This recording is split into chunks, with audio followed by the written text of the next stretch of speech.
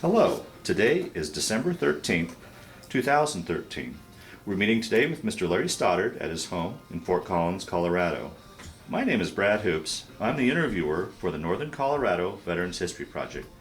Welcome, Larry, and thanks for sitting down today to tell your story. Oh, I appreciate it. I appreciate it very much. Let's start out, if we could, tell us a little bit about yourself, your date of birth, where you were born, a little bit about your family. Okay. Okay, my mom and dad both were from the East Coast. My mother was a debutante, came from a fairly well-to-do family in Cambridge, Mass. My dad was from a family that was a tap and die lawyer was his dad. And they grew up on the East Coast. And I was born in April 21st, 1945. I was born under kind of unusual circumstances in that both my parents, my mother especially, was an alcoholic, severe. And my grandparents, being fairly well-to-do at the time before the crash, or actually right after the crash, they wanted me to be born in the best hospital in the state of Massachusetts with the best OB/GYN. And so they paid for all of that because they wanted to make sure, because the child before me died, okay, he just bled to death because my mother was such an alcoholic. And from there I grew up in Williamstown, Massachusetts. Were you born in Williamstown? No, I was born in Boston. Okay. Born in Boston, I think either at Mass General or Brigham Young Hospital. I'm not sure which, but I think it was Mass General. Grew up in Williamstown, Massachusetts.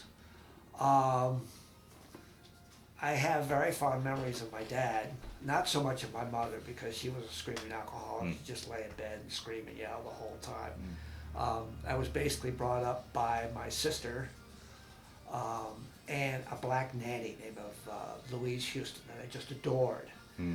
She was wonderful. She's very, just kind of very gentle and very loving, and I really enjoyed that. And between her and my grandmother, who adored me as well, on my dad's side of the family, I never knew my grandmother on my mother's side very well. I only visited her a couple of times and was not very fond of her. But I grew up in Williamstown, pretty much a loner. I didn't have many friends. I was skinny as all get out. I was extremely skinny because I was born with fetal alcohol effect. And so, I had a rough start to begin with. You're right, yeah. And so I grew up, went to the normal grade schools and stuff, and then went to high school. Loved high school because that was kind of when I broke out socially. Okay, yeah. I mean, I just, I was very much kind of introvert and being by myself, and I finally broke out and socialized more and had a great time. Partied a lot, got into drinking, some, but I was just basically drank on the weekends and stuff. And then my dad wanted to be a history of art. My dad wanted me to be a history of art professor like himself. He was a professor emeritus at Williams College. Wow. And he started teaching in 1936 and was a professor at Williams for over 45 years. The autobiography about him is amazing. Very well renowned in his field of art history. Wrote about 3 or 4 books, one of whom was underneath all that paperwork. And I'll have you look through it, just briefly. But I loved him. I mean, he wasn't much of a father to me. He wasn't present much. He was mostly in town teaching the students or hanging out with the students. He was very outgoing, very social, fairly animated, opinionated, bombastic, but a great guy. People just adored him. I didn't grow up much with my sister. I have an older sister and an older brother. I didn't grow up with them much at all, just my sister. And she took care of me along with Louise up to about age of 12. And then I went to a private school for a short period, and that turned into a disaster. I just wouldn't conform. I mean, I was rebellious. And then spent a year going to Europe with my parents. They were on sabbatical, and spent a year there and lived with a French family in southern France, Aix-en-Provence, France. And had a great time. But again, I got kicked in and out of about 12 different parochial schools in Aix-en-Provence. I just wanted to be free and run around and have a good time. Yeah. And so then it came back from that. Went through high school, pretty normal, socialized a lot in high school. Didn't care much about the opposite sex at that point. I was just having too much time, having a good time, drinking beer and stuff, and going to concerts. Loved going to rock concerts. You know, in the '60s, saw a lot of great music, great concert venues and stuff. I didn't go to Woodstock. That was the only thing I didn't go to because I was in California at the time. But anyway, once I got done with high school, then I finally convinced my dad I wanted to be a mechanic. Be a mechanic. I went to Franklin Institute in Boston for 2 years, right in the middle of the '60s, and hung out there. Had a great time. Did fairly well in school. You know, not real great, but did well enough, and I enjoyed it. Loved working on cars. Classrooms were not for me. I'm more of a hands-on kind of guy, and so I was great in the garage, but terrible in the classroom. So I really enjoyed that and hung out with a group of friends, and there was a lot of marijuana smoking, a lot of drinking and stuff on weekends. I had a great time. Some of the behavior got a little risky, but for the most part, it was pretty good. Yeah. Got out of Franklin, and I realized my draft number was coming up. And what year roughly was this that? That would have been the fall of '67. Okay, when things are really starting to heat up. Yeah, things really started to heat up. And so in '67, the fall of '67, I enlisted. I think I enlisted like June or July, somewhere in there in '67, and went to Great Lakes Naval Air Station in like end of September, October. Now you had mentioned when we had talked prior off camera that you contemplated maybe going to Canada and talk a little bit about that and your discussion you had with your dad. Okay, well basically, first I tried enlisting in the Coast Guard. I realized my number was coming up and the waiting list was way too long, and realized I would be drafted before I was able to enlist in the Coast Guard. And apparently I think a lot of other hippies in the country had the same idea. So then my second choice was, I thought about it a great deal and thought, maybe going to Canada, and find a place. And I realized I didn't have much money at the time. That was a financial. I was working part-time in a garage apprenticing. And trying to save up every nickel I could, but I didn't know anybody in Canada. I just thought, I'm just going to hang out and maybe join up with an underground movement up there or whatever with conscientious objectors. That didn't pan out. And what happened there is I told my dad I wanted to go to Canada. And he said, well, let me tell you something. He said, I served in World War II. He said, I did my part. And by God, you're going to do your part. Because if you go to Canada, don't bother coming back to Williamstown and being with the Stoddard family. He said, you are finished. Wow. So with that hanging on my head, I thought about it, and said, no, can't do that. So I went to North Adams, Mass, like June or July, and enlisted with the Navy. And I said, look, I only have one qualification. I want to enlist, but I do not want to go to Vietnam. I said, I'm an apprentice mechanic. He said, no problem, we'll put you in a motor pool stateside. I said, sign me up. And I was naive, I was young, 19 years old, and they just took me hook, line, and sinker. And so I believed them, I trusted them, and I shouldn't have. So I went to Great Lakes Naval Air Station. From there, I'll never forget the morning that I left. And I'm standing out in the lawn and I'm facing Prospect Mountain. I'm facing southeast.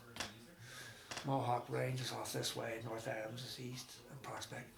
And I just remember looking at it, I just cried. Just said, God, am I going to live through this? Wow. Am I going to live through this? Am I going to survive to get back and see my friends, see my family? And my dad came up and he put his arm around me. He said, I love you. And he said, you will survive this. It'll be tough, but you will survive it.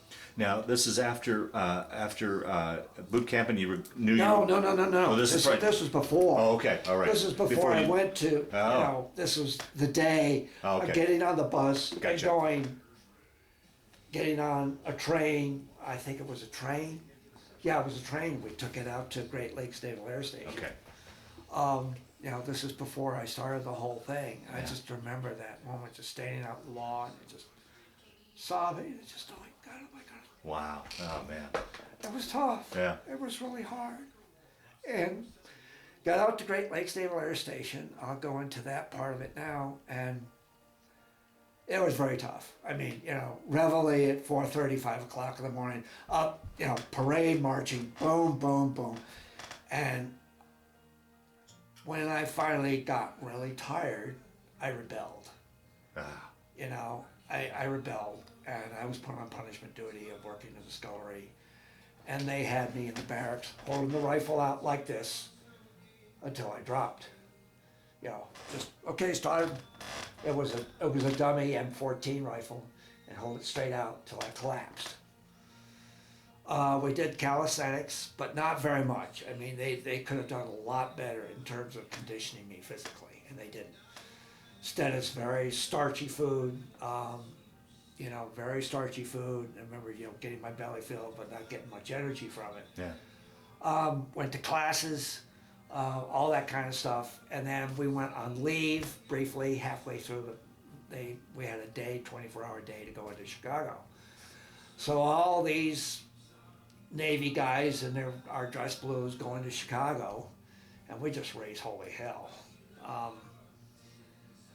And I was with a bunch of hippies, and a couple of them knew people in Chicago, and so I hung out with them, and tried to pick up on a woman and couldn't do it. Just, the whole thing, so I got too drunk and too stupid to really do anything. So head back, really hungover and really screwed up, and then up at 4:30 the next morning and rock and roll. But I came out of there feeling fairly patriotic. I mean, they just, they indoctrinated you, and I bought into it. And came back feeling pretty patriotic. They had orders for me to go to the Seabee base at Davisville, Rhode Island, MCB-1. It was their home base. Davisville, Rhode Island, that would have been, okay, we wintered over, it would have been like January, February of '68, something like that. I'm not exactly That's sure fine, on yeah, dates, that's but, worried. on terrible dates. Yeah. But then leave was due, partied a lot during my break, during leave between basic and being, your first assignment. And I thought, oh, this is gonna be great, Davisville, Rhode Island, 3 hours from home, fantastic, come on weekends and party, great. So went down there and checked in through the gate, and everybody outside of the gate was wearing dress blues and whites, uniforms. Drive through the gates with my car, after I got the passes and the sticker, apartment defense sticker on your windshield and all that. Everybody was in green uniforms. And I went, uh-oh, I have a bad feeling about this. Oh boy. And I remember my stomach starting to clench as I drove through, and I saw these guys in greens. And they all had on infantry boots, camouflage. They weren't camouflage, they were just straight greens. And the green caps. I mean, Army rather than Navy, I thought. I went, oh, shit. So I drove in, found my barracks, went in, and Chief Campbell, I think his last name was Campbell, came up to me and said, Stoddard, you're one of the last people here. You need to go to chow, get chow, go to mess, get your chow, and then come back, go to sleep. I said, why is that? And he said, curfew's gonna be early tonight, because tomorrow morning we're going to Camp Hoover and train with the Marines. It was literally across the road on US Route 1. It was the coastal Route 1. and train with the Marines on how to fire all the weaponry. So there's your locker, your steel pot helmet's on the top, your M16's in your locker, secured. Here's the combination to your lock. And I said, what? And he said, in 6 months we're going to be going over now. Oh. And I was in shock. I just said, you're shitting me. And he said, no. He said, you better buck up, boy. Fuck. And he said, you better not think about doing anything stupid, boy, because I'll throw your ass in the brig. I said, there's your bunk. Oh. So, sure enough, the 6 guys show up at our barracks next morning, put my greens on, make the bed, make it nice and tight, do the whole shit, you know. Okay, grab your 16, grab your steel pot, let's go. And in the back of the trucks, off we go across the road to Camp Hoover. And we go into these big canvas tents, and they were held in classrooms. They had tents spaced out all over, and then the big fire range and everything was out to the west. Oh, Jesus Christ. And so I'm sitting there, and I'm checking out a couple of people I had met, you know, in the brief time, and I said, what do you feel? I hate this. And everybody really angry, and some of the guys were really, yeah, let's go get them fucking gooks, you know. Let's go get them. And I'm just sitting there just going, I don't want to kill anybody. But there was others in the group that were just as surprised as you. Yeah. And so we went out on the firing line finally after a couple of days of classrooms, and and they're showing the slides how to fire the weaponry, and what the Vietnamese were like, and all the orientation stuff. And I'm just sitting there, just sick to my stomach, and my stomach clenchy. And at one point, I think during the training, I threw up. I mean, I was just so pissed. You name it. Yeah. Every emotion was running through my body. I could imagine. Then we get up the fire line. Okay, lock and load your 16s. Let's go. And the sergeant came down. I'm sitting there, and I wasn't doing anything with my rifle. And he said, "Come on, Stoddard, lock and load. Put your clip in." I said, "I'm not firing this weapon." He grabbed me by the scruff of the neck. He said, "You fire that fucking thing, or I'll throw you on the brig. Right now." And I went, shit. I fired it. It's really funny though. I don't understand why this is. But through all the training, we fire the 16s, and then we get into the heavier weaponry and heavier. And for some reason, the mortar tubes and the 3.5s, I enjoyed it. I don't know why. I don't know why. Because I was so much against killing anybody or conscious of objecting to the war, but I don't know why. I enjoyed the feel of a 3.5 and firing the mortar tubes. Fire it all, boom, drop around off the tip, set your target set, fire, boom. I enjoyed that. I don't know why. To this day, I don't know why I did that, why I enjoyed that. But anyway, so after 3 months at Camp Hoover, training for 3 months, then we spent another 3 months going down to Camp Lejeune and really training with the badass Marines, the real jarheads. Going out and setting up a perimeter, setting up a wire, camping overnight, eating sea rations, the whole shit, pretending you're out in the jungle. I stood watch. And thank God somebody else covered for me and said, "Hey, stop. Oh, here comes the sergeant."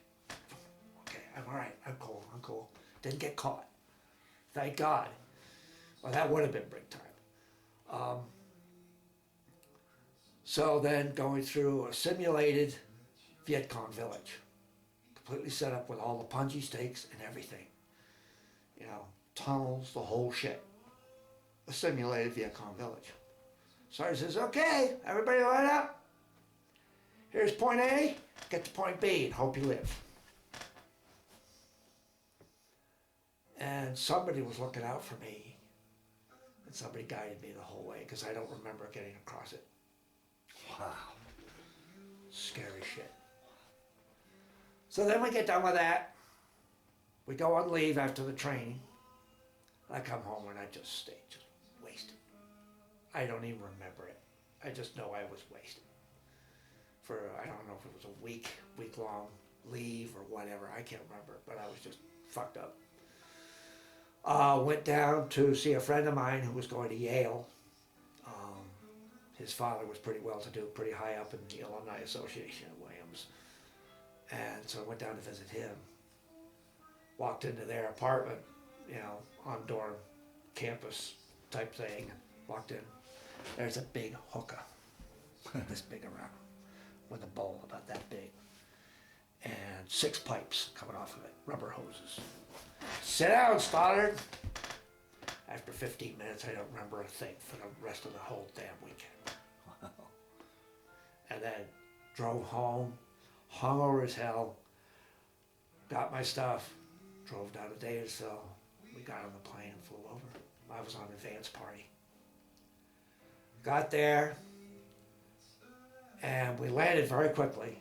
Plane slammed down hard, ramps dropped, get out the plane now! Boom, into the trucks. You know, everything happened double time. What was it like getting off the plane? I've always heard they open that door and you walk out, it's like walking into a steam bath. Oh yeah, it was just, I mean, I remember opening the door, walking, I went, ugh! I just felt like someone took a completely soaked towel and just slapped my body with it. I just went, oh fuck! You know, I just went, oh God! You know, and double time to the trucks, got to the Camp Hoover, it was. And I think this would have been September, October of '68. I'm thinking, I may be wrong. But anyway, September, October '68. And I was on an advance party. They threw me in a tin roofed hut, hooch, by myself. I mean, they had barracks all set up. Basically wooden floors, elevated, tin sides, and canvas roof. And then the bunks, boom, boom, boom, boom, boom, lined up. Stuck me in a tin roofed hut by myself. First night, the fucking air raid siren's going off, and nobody giving me any instructions as to where the safety trenches were or anything. And I wake up and I hear, they're firing from out in the jungle, over the mountain range, over the camp, and landing, the shit was landing on the rice paddies, the rockets. I just started bawling like a baby. And finally someone comes running, Stoddard, where are you? Just get it on the ground. I said, where? He said, between the huts. Come on. He dragged my ass out and threw me down in the trench with, you know, covered with armor plating. And from then on, I finally met up with the rest of my buddies. They were basically alternate lifestyle, bohemian hippies. There was a group of about 6 or 7 of us. And every chance we could, we just got stoned and drunk. Yeah, when we were not working, we were fucked up. Yeah. You know, just go to the mess, you know.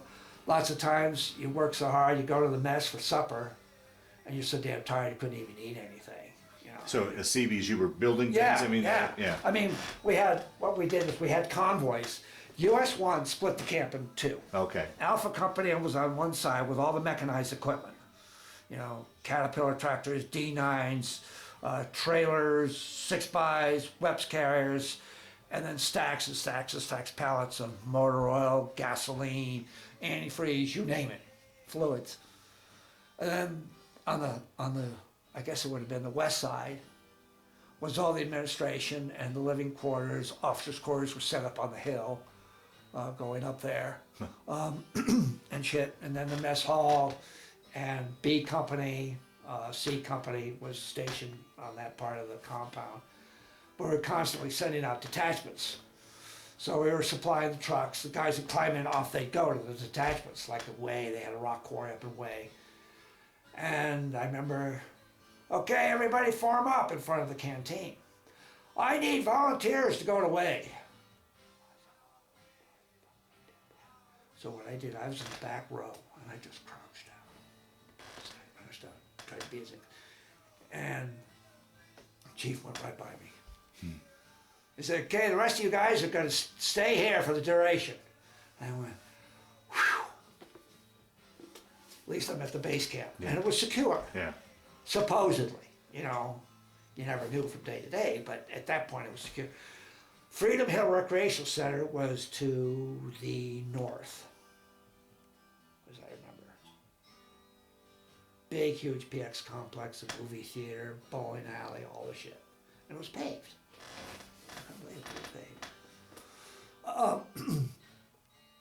Did my work, you know, every day, worked in the shop, wrenching, really heavy stuff. I mean, you know, you're pulling dual wheels off of 6x and crap like that. You had APM, BPM, CPM inspections. And you pull everything apart, then you repair what needed to be repaired and throw it all back together and send it out, put it out on the line. And did that to the point of exhaustion and rebelling and stuff, and finally, you know, got caught a couple of times, you know, being drunk and passing out in formation.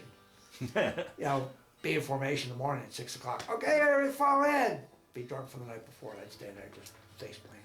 Boom. That happened 3 times. Be so hungover. So I'd be, you know, shipped to the infirmary and then put on punishment detail. The one punishment detail I remember that was absolutely horrible is they had me way up on the scaffolding. We had 3 old Rio cement mixers. They were gas powered with a Chrysler Flathead 6 pony motor. So they come in to get their cement from, you know, we had pallets and pallets of 100-pound bags of cement. So our job was to walk up the scaffold. It was about as high as the ceiling right there. As high as the ceiling. Walk up with 100-pound bags over us. And try to layer them. And then I don't know how many bags per truck, but each truck held 5 yards of cement.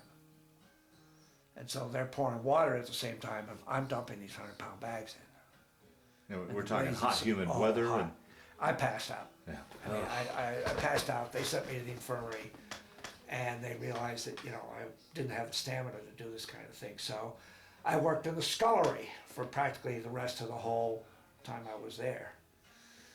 Occasionally would go to the shop and do some work and stuff, and but not very often, you know. And at one point they wanted me, you know, it was A Company's turn to go on patrol around the rice paddies surrounding the camp. And I looked right at the chief. Chief Foreman was his name, and I said, over my dead body. I will stay, I told him, I said, I will stay within the wire, defend the camp. I'm not going out looking for those bastards. I will not. I said, okay, you're written up, go to a captain's mast. Boom. I said, fine, I don't give a fuck. So I was rebellious, but I had to walk a very fine line. Because if I rebelled too much, they'd send me to the brig. And people were telling me that sometimes you go to the brig, you don't come back. You're done. You die. And the military covers it up.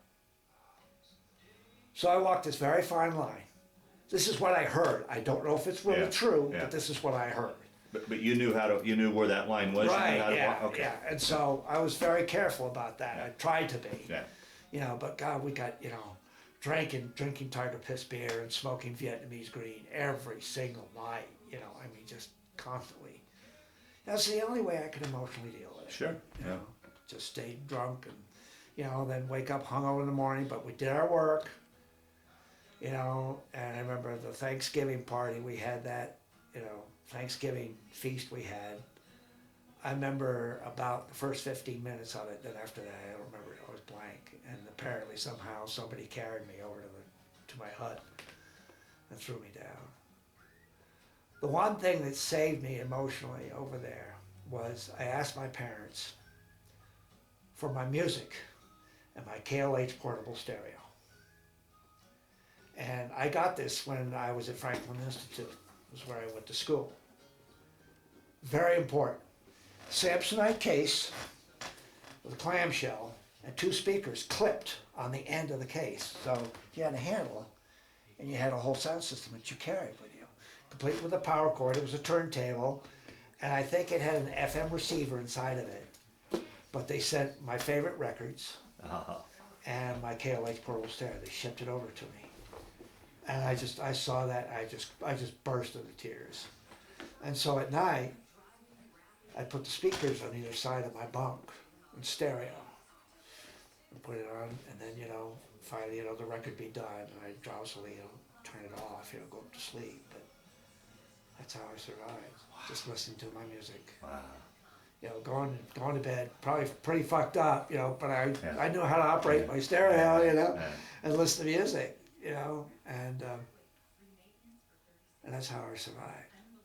That and the help of my buddies, And you said the officers at one point made the fatal mistake of sticking all the hippies in one tin rooftop together. So we had our color wheels and our posters and our incense going. We had a ball, man.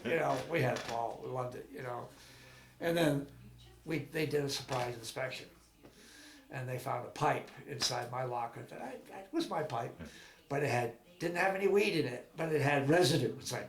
So you're going to be put on trial for having a pipe with a residue of cannabis sativa in it. I went, whatever, what the fuck? Whatever, type thing. So anyway, I somehow survived. At the end, I think it was we came back February, March. So. Was this a 1-year tour? Yeah. Okay. Yeah, 1-year tour. February, March, somewhere in there. And of course, the last 100 days, everybody would wake up in the camp and they woke up saying, 100! Top of your lungs. 99! And they count down the days.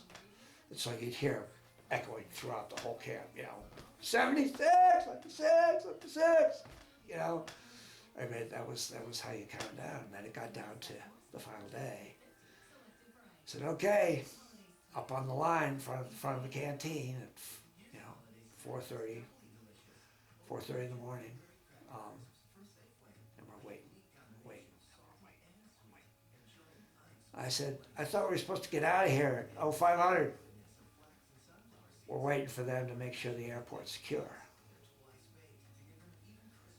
And meanwhile, the Flying Tiger Airlines planes are circling the airport, waiting for permission to land. And finally, the chief comes in. Everybody on board the trucks now, double time, as fast as we could. We threw our bags and jumped into the trucks. Flat out, the trucks ran down US 1 to the airport.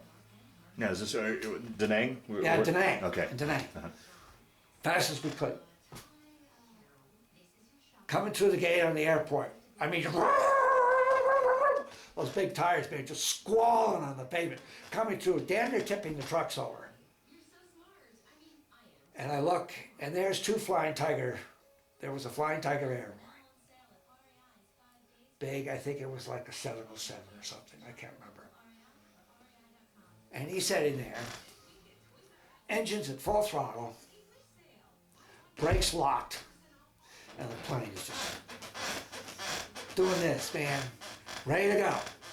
And the guys that keep, and they're staying there and they're holding onto the lanyards for the chocks, and the plane's just all doing this. Ramps you down, double time. You fall down, don't get up. Stay flat on the pavement. Jump out of the truck. Run, full tilt, up the rail. Oh, Jesus. Last guy in, boom, the door closes, full throttle, Jacko bottle's lit, chocks off, bam, that fucking plane is rolling. And we're sitting there, I'm sitting there, and I just get in my chair, just get in my seat, bam! Fucking plane rockets off. Like not even 300 yards. Shoot, up 45, up and gone. Wow. I'm sitting there going, all of a sudden I look out the mirror, the window, and I see a fucking rocket. Yeah, going underneath the plane. I'm sitting there just, oh God, I've gotten this far. Am I going to die now? And finally, the captain came over the intercom and said, okay, we're at 30,000 feet. We're good to go. Oh, what a feeling that must have been. I fell apart. I completely emotionally fell apart. I started sobbing. I've never been so hysterical in my life. The chaplain comes back, the paramedics come back, from the infirmary, the captain comes back, Stoddard, what's the matter? I said, I'm gonna live. I'm gonna fucking live. If this plane makes it to the United States, I'm gonna live. I just completely lost it. Landed in Frisco, didn't get a really good reception there. I mean, baby killers, the whole shit, geez. Walking down. Except there was one hippie that walked by. He said, glad you made it, brother. Gave me the V sign. I went, thank you very much. We laid over in Frisco, probably 20 minutes, half hour, and then took off again. As soon as I got the plane refueled, we were off again. Got to Quonset Naval Air Station, which was the Navy Naval Air Station adjacent to Davisville, Rhode Island. Landed. I couldn't wait to get off the plane. Grabbed my duffel bag. Climbed off the plane. They had 2 ramps going down. I took the aft ramps, I remember. Climbed down. And I was so emotional, I was just sobbing, walking down the ramp. Bent down, kissed the ground, stood up. That was my dad, as close as you are to me. Wow. My mom and dad, and they just grabbed me, both, they just held me. And my dad said, you deserve this, and gave me the keys to his 65 Mustang. Oh, wow. I went, thanks, Dad. And I knew exactly what I wanted to do to the car. I was going to fix it up, type thing. But then went home on leave and just partied the whole time I was there. But a lot of my friends were missing. They had, scattered. Yeah. And 2 of my best friends had gone to Nepenthe Restaurant in Big Sur, California. So I stayed home, fixed up the car, put radial ply tires on it and stuff. And no, actually there was a period of time there when I got home, went on leave and came back. And came back to the base. And they said, okay, we're gonna retrain probably in about 6 weeks. We're gonna retrain to go back over. And I looked at the chief and I said, oh, for my fucking dead body, you're gonna send me back to that hellhole? Yeah. Fuck that. I said, politically, the whole thing is wrong. This is not the good war, folks. This is not the good war. So I went to the college chaplain and I told the guy I was gay. I told the chaplain I was gay. He said, well, the Navy won't tolerate that. You're out of here. I said, fine. So I got discharged for being emotionally unstable. I said, fine. But it was honorary. But I think my dad was in the background helping with the situation. I think he was. Because of his position, he was an officer in the Navy in World War II. And I think he knew some people. He knew some people. He knew a friend of his, a classmate of his, was in the CIA. And I think he was doing this a little bit. So, I don't know. That's kind of what I theorize.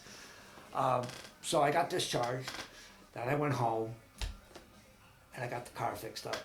I was also fixing up while I was still in the Navy. Went to a speed shop, put Coney shocks on it, Michelin X radial ply tires on it, fixed up so the car really handled well. Because I really liked the whole idea of sports cars. So, went home and my friends had left. And so my parents went on vacation down to Bermuda. And I'm home alone, and my friends are gone, and 2 of my friends are out in California. And I said, fuck it. All the money that I that I'd earned while I was in Vietnam. I sent home to my parents to put in a savings account. I went to the bank. I distinctly remember walking there. It says, all of it, right here. They said, okay, put this in traveler's checks. Okay, gotcha. Went and saw Uncle Billy, and I said, do you think the car's ready for a cross-country trip? Uncle Billy said, yeah.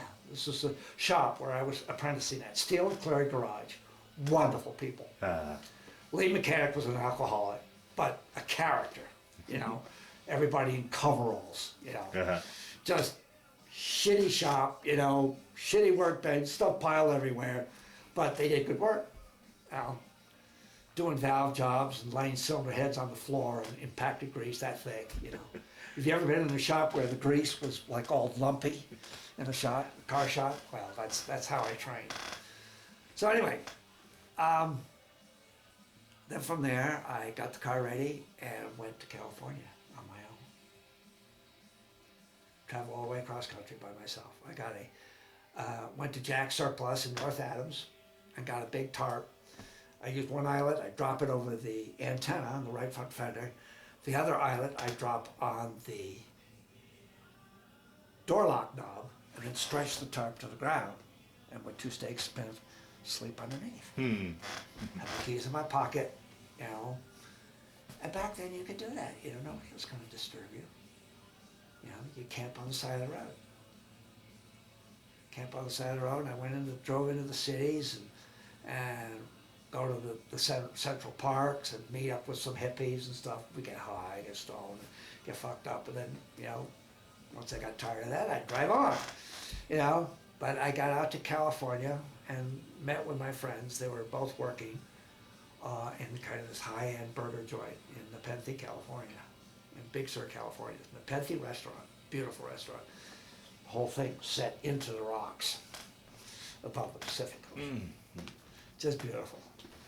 I sat there and just kicked back and just said, okay, now I'm going to emotionally recover from this shit. You know?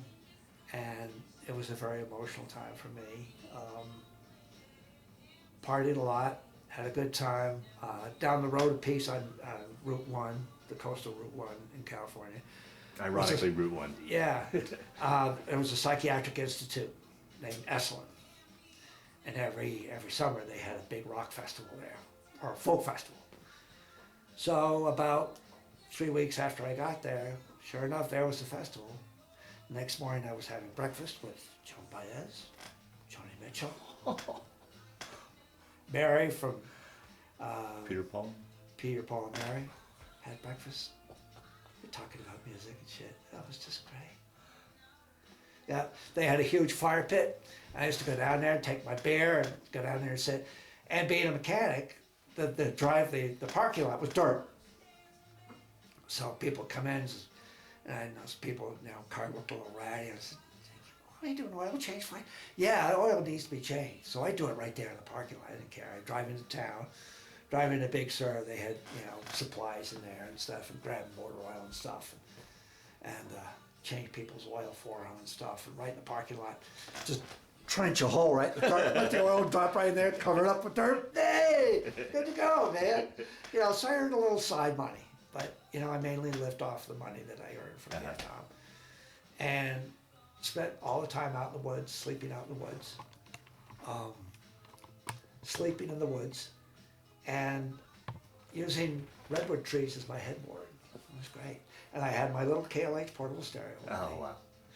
And Big Sur had a campground. And they had campsites, you know, these big, huge redwood trees. And to practically blocking the sun. It was very dark. Nice and cool, beautiful, breeze blowing through. And so I had a campsite, and you have a big flat area for your tent. I didn't have a tent, but I just lay out my tarp. And on the side was an electrical outlet. Oh. And each campground had their own electrical outlet. So I take my KLH, put it out, put speakers on either side. There's a tree, redwood tree. You know, and occasionally I, you know, pick up a lady or two and take her back and she'd sleep with me, and just, yeah, we had a great time. Just a great time. I remember one experience, went down to a little private beach, a very little private beach that was right below the restaurant. Very few people, just the staff of the restaurant knew about it. It wasn't open to the public. Uh-huh. But you take this windy trail down to the woods. And there was this private beach. And it looked like you were the only person on the earth Wow. at this beach. So just off come the clothes completely, leave them in the woods, and completely become Neanderthal. Just run up and down the beach, you know, play in the water, and you could hear the whales and the sea lions off of this barking. And it was a magical time. It really was. And boy, I needed it. Yeah, right, Yeah, right. I needed it. Yeah.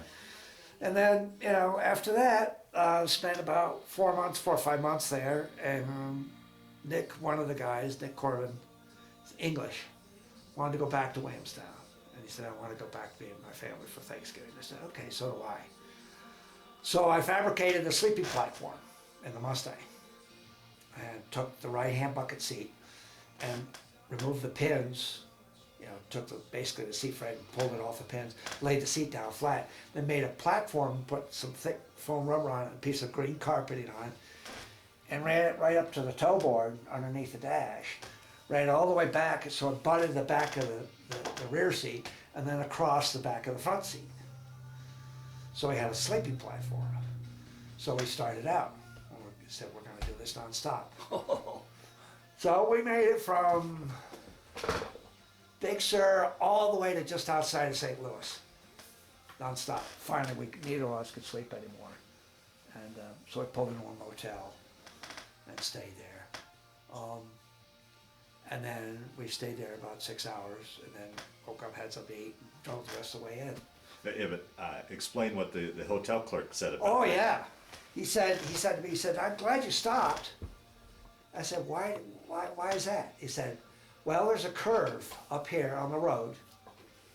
He said 90% of the people try to run nonstop, coast to coast. They crash and burn on this curve.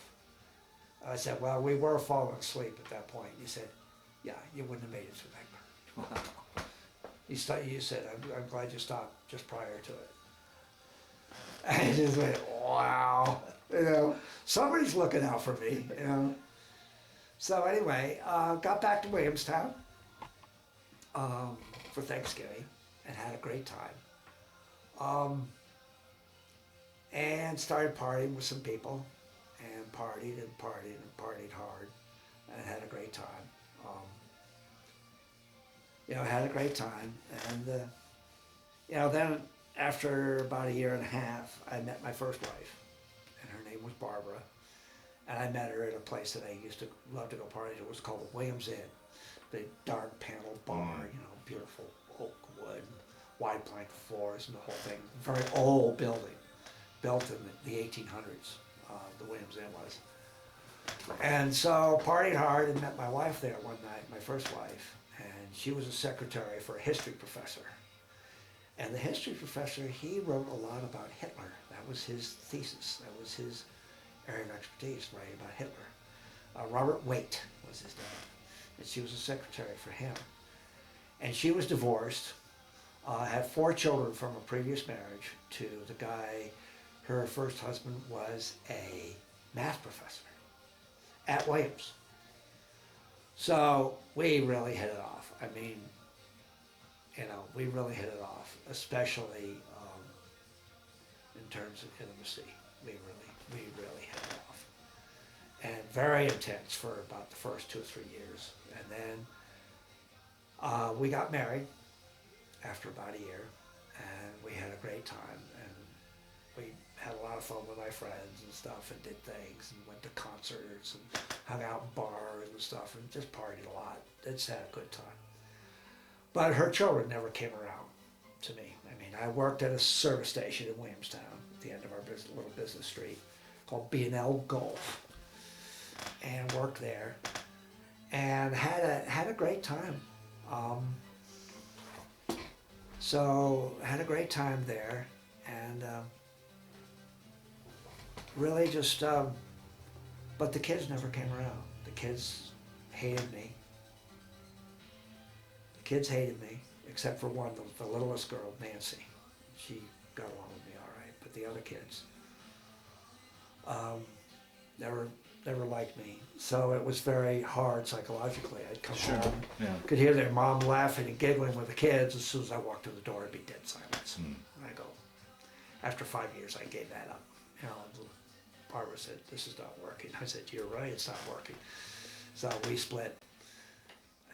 Okay, and after I divorced my first wife, I hung around Williamstown for about a year and a half, and I very much got into sports car racing and doing a lot of flagging. And one spring, I went to Briar Motorsport Park in New Hampshire, where I flagged for a national race. It was our first national race that spring. And I met my wife, my present wife, there at the racetrack. I met her at the beer party. We had a wonderful time. Met each other and vowed to continue our relationship. And I went back to Williamstown, called her up, and we set up for a camping trip the next 2 weekends later. And the rest, as they say, is history. We had a wonderful courtship and stuff, and we planned to get married, and we did get married. But before then, before we got married, we were living together in Williamstown. My present wife came down to live with me there, and my mother kept calling up my wife. My wife worked for an optician up in Bennington, Vermont, and I was working at the Ford dealership in Bennington, Vermont. And my mother would call up my wife before we got married and says, "You know, can you help me come out and hide the beer bottles from the father-in-law?" And my wife was pretty upset about that, and I came home from work and she was really kind of freaked out. And so we decided at that point that we would join two of our best friends that we hung out with in Williamstown, and they had moved to Arizona. And so we took off after about 4 or 5 months, 6 months. We took off like November, right around Thanksgiving time. Went to Arizona and lived there for 1 year. Basically what happened there is it was too hot for me. Yeah. My best friends, I realized, all worked in the air-conditioned offices, and they encouraged us to come out. And they said, "It's hot, but it's a dry heat. It's not humid like it is in New England, and you'll like it." And well, I didn't. They worked in the air-conditioned offices. I'm working in a service station where the bays faced southwest. Oh. Really hot. So, with that in mind, about 2/3 of the way through the summer, we did some flagging. We went to California, did some flagging there with the Sports Car Club of California, and had a lot of fun flagging and beer parties afterwards and stuff. Then we got back, and all of a sudden, Libby came up to me and called me on the phone and said, "I went to see the doctor and I'm pregnant." And she was pregnant with Emily, and she knew exactly what Emily's temperament was going to be, knew her name, everything. I mean, women's intuition was just wonderful. And so we decided, I'd spent the summer working in a service station, and and it was too hot. And so I told my friends, I said, "Look, we can't do this." Well, when we came out from the East Coast, we went through Ft.Collin because my wife's sister lived there, and we stopped and visited. Really liked Ft.Collin. So when Libby got pregnant with Emily, we came back to Ft.Collin because she wanted to be with family, and we've been in Ft.Collin ever since. Raised 4 children. Emily Jean, and the next was Brian Henry Stoddard, and then Sarah Alice, and then my 4th was Stephen Whitney Stoddard. And so Emily was born, and we had a wonderful time with her, but she started to develop a really strong personality, very much headstrong personality, kind of like her mom. So they kind of, after a while, they butted heads a bit, and and it was a little bit of a struggle. And then Brian came along, and Brian developed severe asthma, really severe asthma, and he was in and out of the hospital, and he had RSV and rotavirus and everything, and in and out of the hospital all the time. And then at the age of about 10 or 11, he developed severe bipolar. And we really struggled with that because he got very depressed and very manic, and he go up and down and up and down. And so he had a really hard struggle. And then 5 years later, Sarah Alice came along. And Sarah started out with failure to thrive. Basically, we went to the pediatrician for the 6-week checkup, and the pediatrician said, your daughter's dying. She's not feeding. And Libby felt that something was wrong because she wouldn't suck. And so we went to the Leachy League. We were in a total panic. And it was very, very difficult time for us. We were frantically struggling to keep this child alive, Sarah. And so here's Brian with a severe asthma. And so sometimes the hospital visits were overlapping and it just got tougher and tougher and tougher psychologically. And it got really bad, and we're struggling, and Libby's struggling to find services, and I'm trying to do what I can, and it wasn't. Libby ended up doing a lot more. I mean, she was on the phone. She's very intelligent, very bright gal, and struggling to find services for the kids and everything, but learning a lot. And then finally, Sarah went down to Children's because she had a lot of allergies. Sarah did, and she had her basic diagnosis is Lennox-Gastaut syndrome. And so basically that's a seizure disorder. It's basically a syndrome that encompasses all different kinds of seizures, kinds of loops it all together, drop seizures, absent seizures, petit mal, grand mal, everything. She was getting laryngospasms where cutting off all her oxygen, she'd pass out, drop. And so there was a period there for a couple of months where we were calling the ambulance twice, calling the ambulance like twice a week, and taking her over, and they dumped 7 liters of oxygen into her, trying to keep her alive. So I'd say the first 4 or 5 years of Sarah's life, it was basically a struggle to keep her alive. It was really hard. And so continued on with that, and then Sarah went down to Children's and got allergy tested for 3 months, and she was basically bedridden down there. And then they had to do a thaw fundoplication. She had a GI tube to feed her, and it was a nightmare.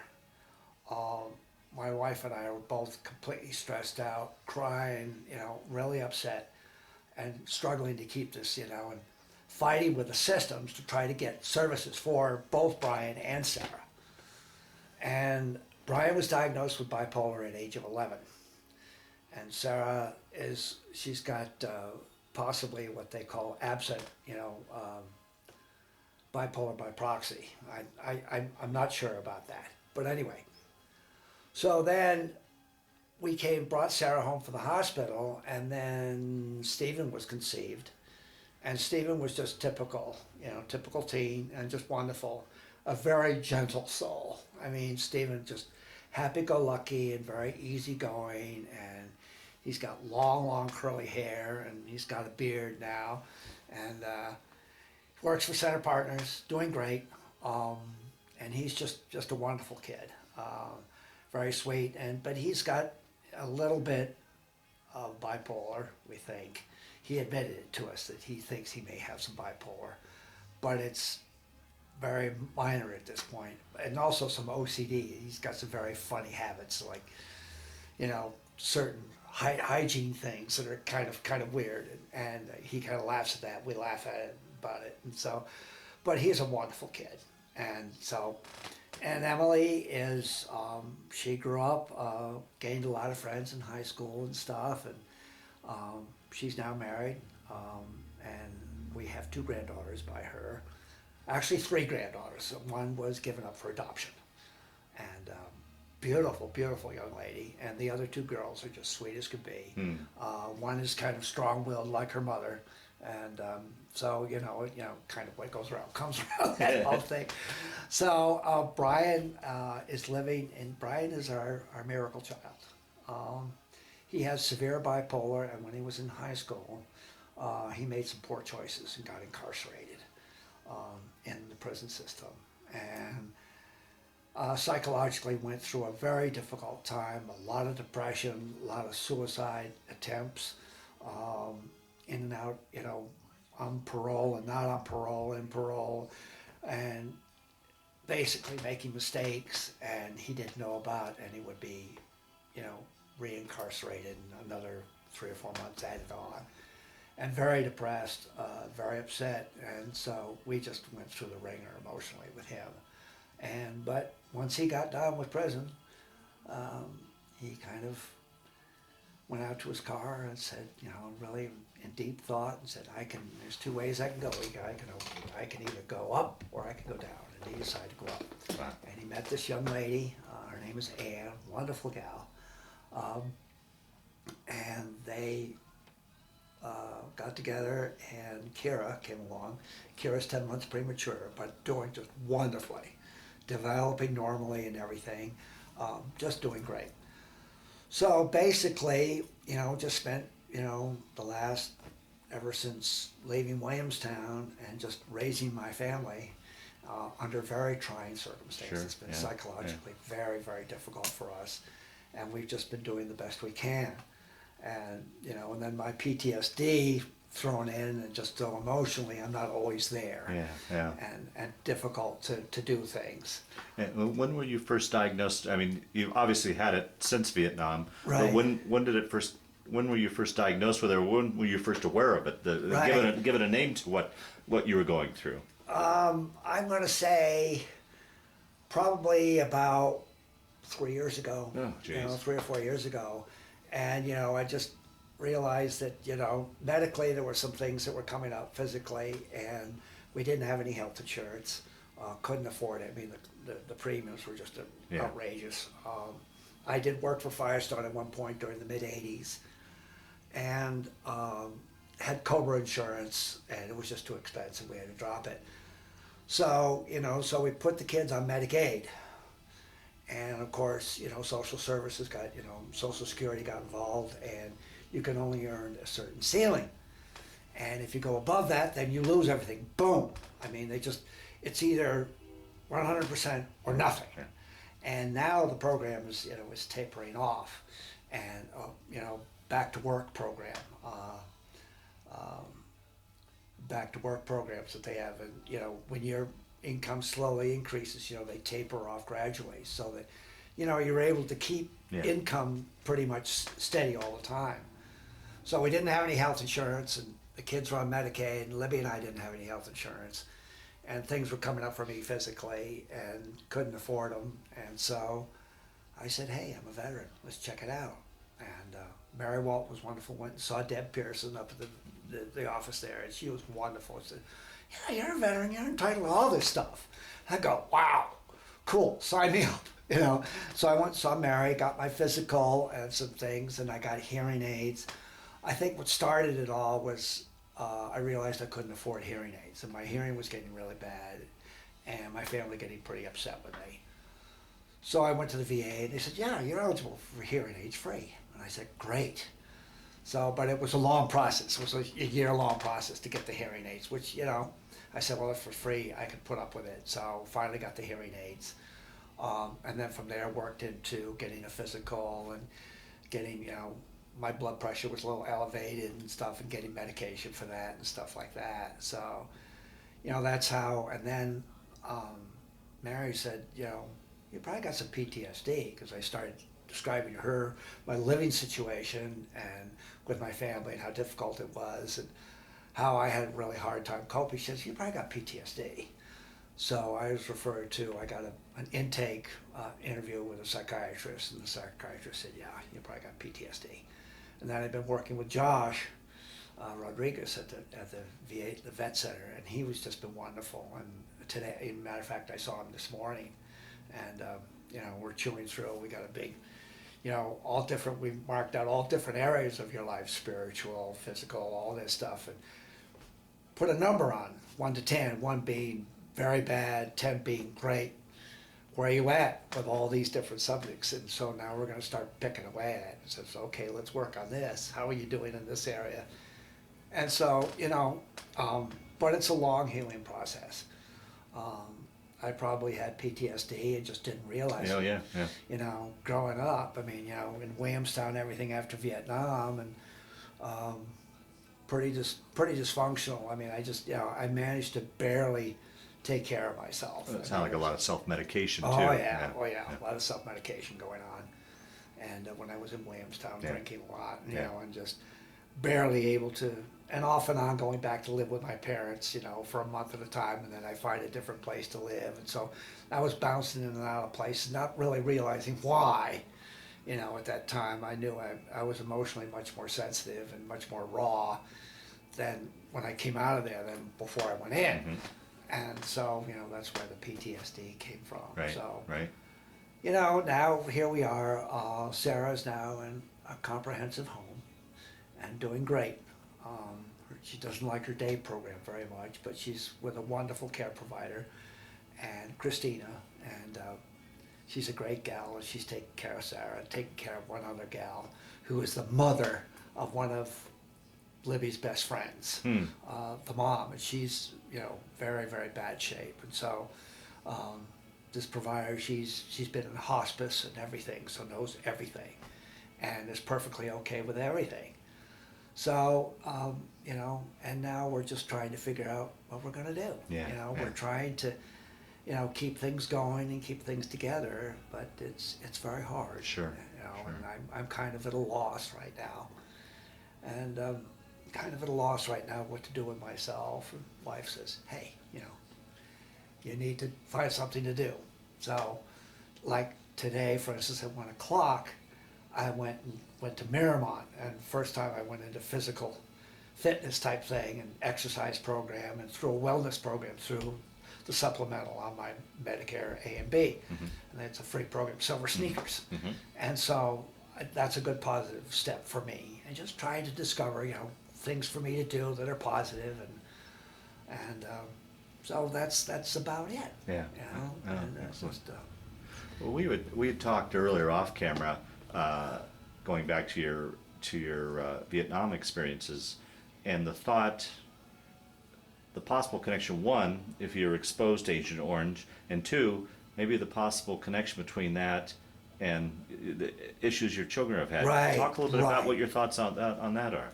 Well, I just don't know. Yeah. The doctors have never mentioned anything about exposure to anything chemical that would create these syndromes. Maybe there is, and they just didn't think about it. But I've always wondered.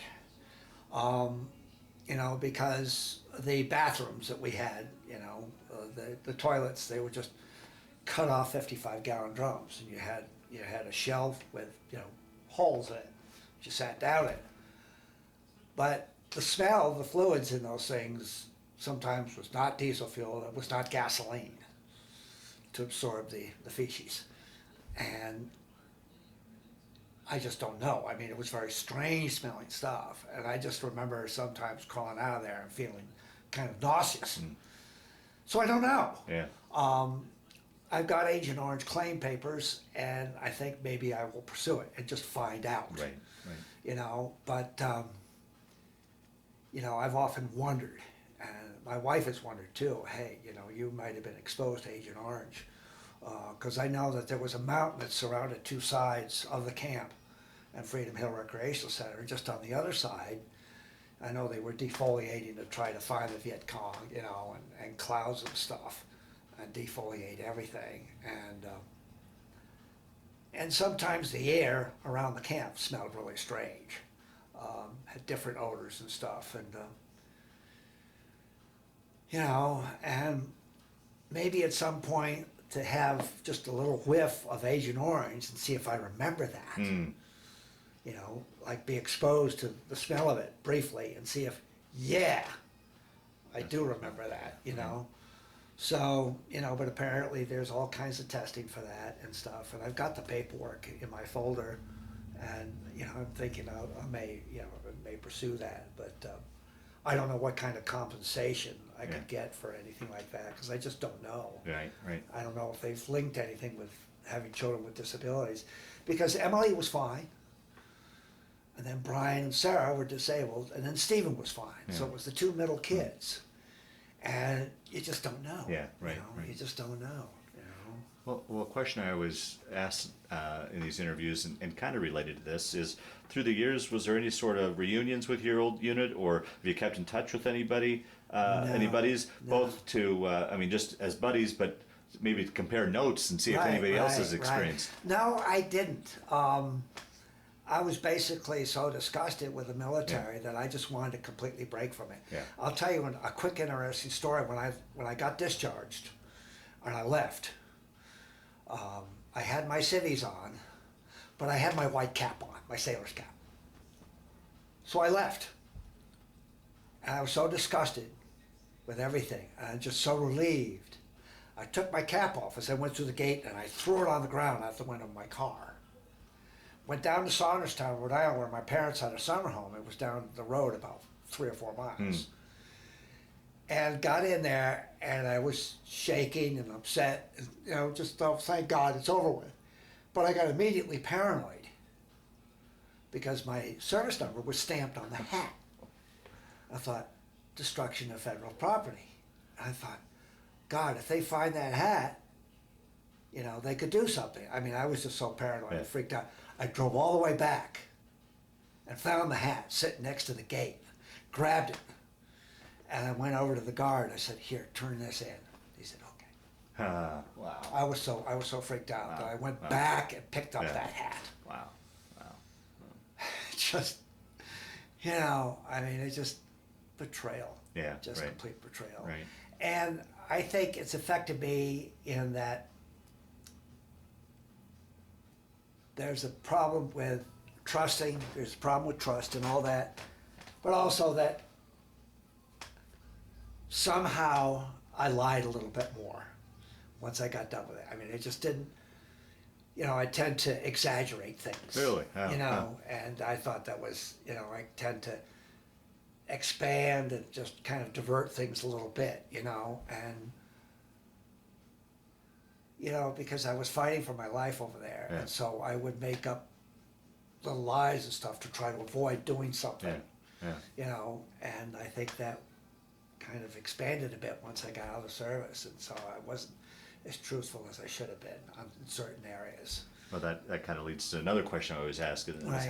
how that experience changed your life, affected your life, played a role in your life, and that sounds like one facet of Right, what it. Yeah. Anything else you can think of that as you look back on that period, you Well, know, I think the Larry it's before just and the, emotionally, it's made me much more sensitive. I mean, I feel more vulnerable emotionally.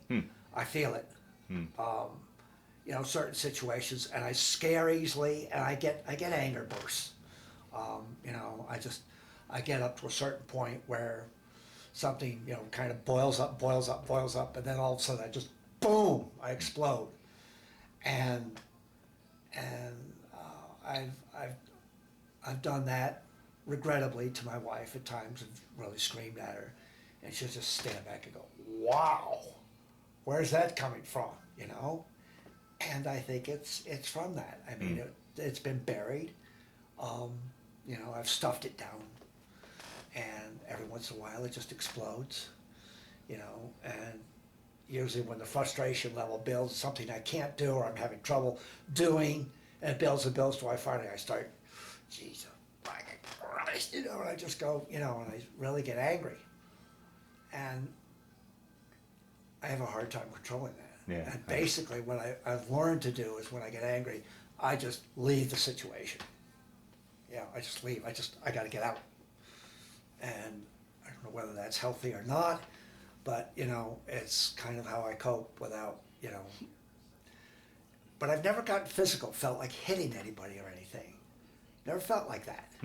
But it's all just psychological anger, verbal outbursts.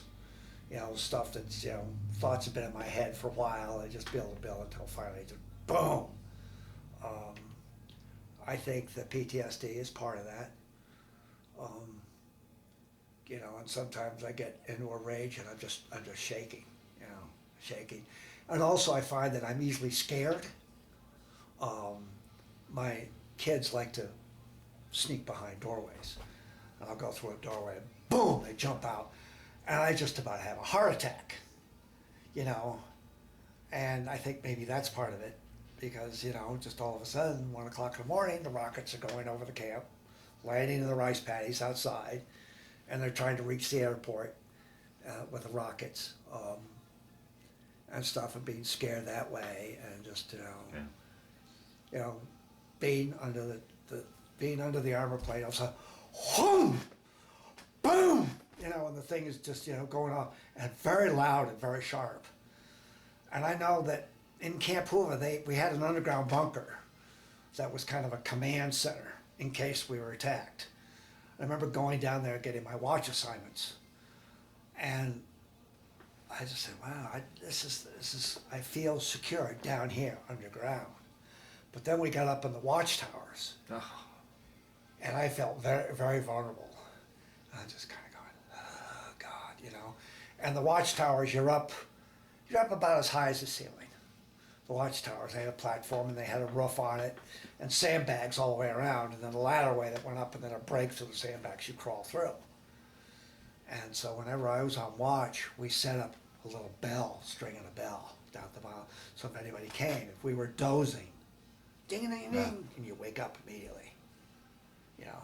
And we tried to rig it so we had a string, and the string went up through some eyelets, so the bell was up in the you know, just a little ding-ding-ding-ding, you know. You know, Wow. and it's a scary time. Wow. Scary time. So, that's about all I've got. at this Okay, point. well, I was, you know, at the end, I always like to ask, make sure that there wasn't anything else you wanted to talk about, or any other stories that Right. kind of floated to the top, or do you feel like we've pretty much covered Right. right, everything? And Right. okay, Yeah, okay, yeah. I think so. okay. Yeah. Well, Larry, I want to thank you for sitting down to tell your story today. But Right. just as important, I want to thank you for your service to our country. Right. Right. Okay. Well, thank you. All right. All right.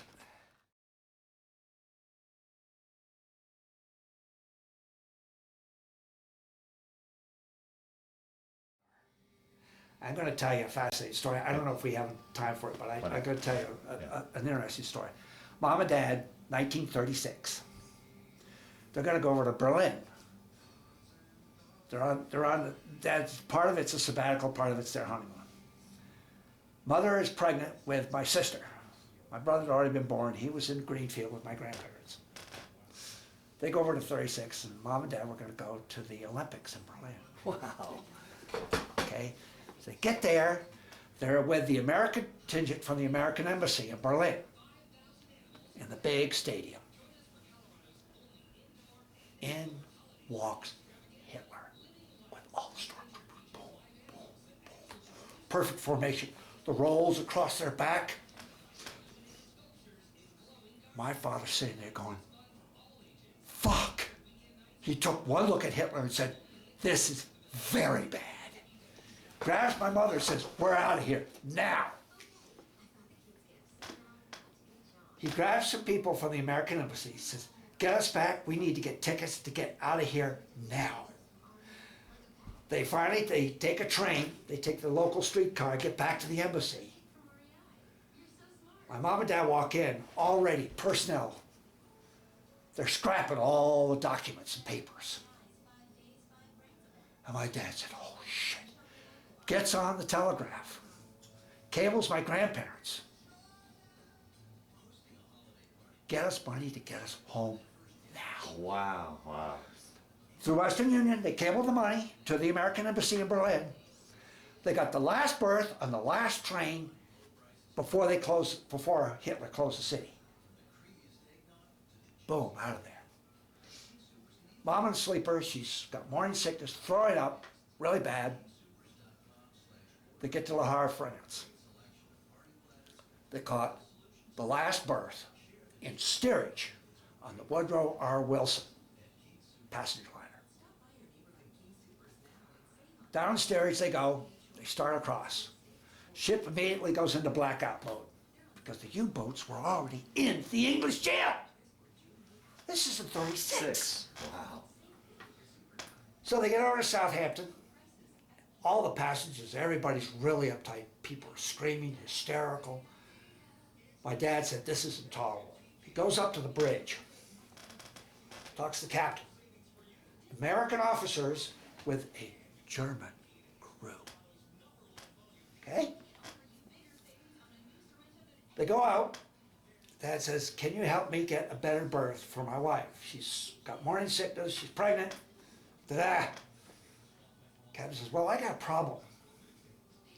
In the forward hold is a secret cargo of experimental radar screens that go inside of airplanes developed by the British. Problem is I have trouble keeping the German crew from going into that forward hold. He said, so far we're secure, but I can't keep it secure. Dad said, okay, I'll organize the watches. Gets all the officers together, organize watches. Okay, you take this shift, you take that shift, boom, boom, boom. And they're staying there with them 14s. Nobody passed. They make it across the Atlantic. My dad gets off the boat, meets his grandparents, says, take Jean to Greenfield, keep her there. Says, I'm enlisting in the Navy, now. Bang! Wow. Dad jumps, goes to the nearest recruit officer, joins the Navy, goes to OCS, and he gets done, and he finds that a friend of his, who has an airplane pilot license, Bill Pearson, who was part of a trio of professors that ran the art department at Williams. They called them the Three Amigos. So Bill Pearson, what's his name? My dad, and well, anyway, doesn't make any difference. But anyway, so he ends up at Quonset Naval Air Station in Rhode Island, which is where I flew into. Yeah. Quonset Naval Air Station ends up on Beavertail in Jamestown, Rhode Island. They had a carrier that was stationed right there.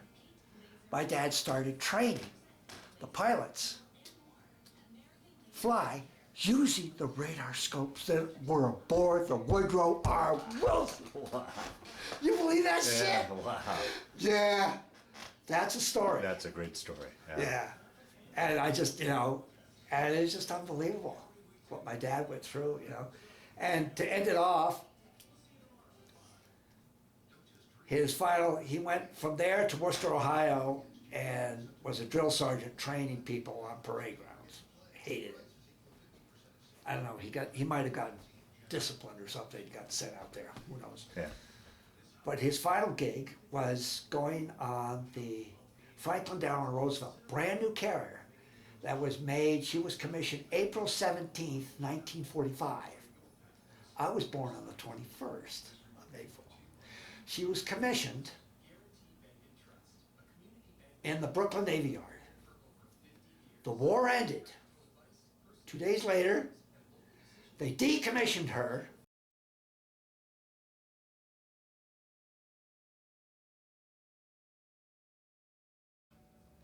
Okay, this first picture is me at Great Lakes Naval Air Station toward the end of that basic training where they get you all set up to, I guess, go to your next assignment. But they have like a promotion day and you take pictures and everything and interviews and stuff like that. I don't even remember if there was an interview, but basically everybody gets their picture taken, and that's, at Great Lakes Naval Air Station. So that's all.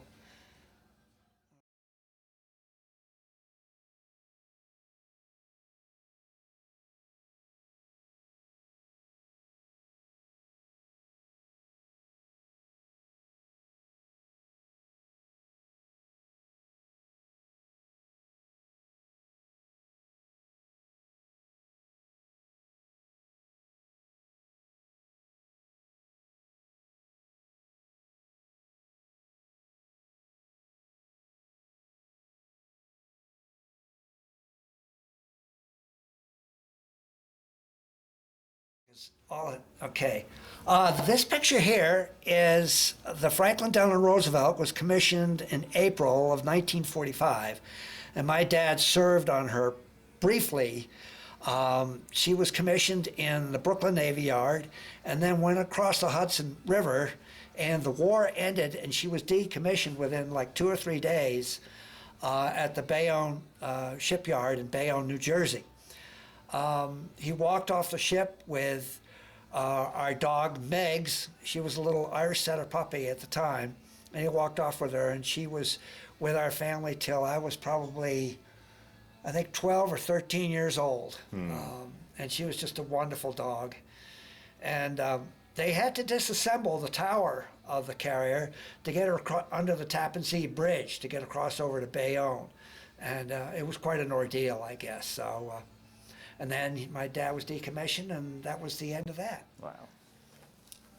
This is a picture of my dad, Whitney Snow Stoddard, professor emeritus of art history at Williams College, taught for 44 years. I loved him dearly. He wasn't much of a father, but I loved him dearly for what he did for the students. Very outgoing, just a wonderful personality. The students adored him. Always smoking his pipe during his later years, but the last lecture he taught was 1 week before he died at Williams on the architecture of Williams College, where he taught for so many years. Oh, wow. Wonderful.